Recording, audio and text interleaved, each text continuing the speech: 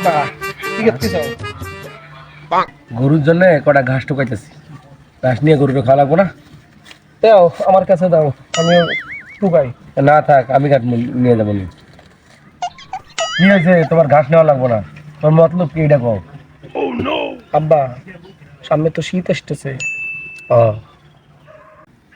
সামনে শীত পড়তেছে, সমস্যা নাই, তোমার হাট থেকে একটা জাম্পার কিনে দেবো নি। আব্বা শুনলাম এবার মাঘ মাসে সেই রকম শীত পড়বে। আচ্ছা ঠিক আছে, তোমার কাকা বিদেশে থাকে না, কমুনি একটা কম্বল পাঠিয়ে দেওয়ার জন্য তোমার জন্য। আব্বা তাহলে 50 টাকা দাও। বাজান, তুমি 50 টাকা নিয়ে কি করবা? ওই 50 টাকা দিয়ে মা রে নানি বাড়ি রেখে দিয়ে আসবো, তারপরে বুঝবা শীতের কি কষ্ট।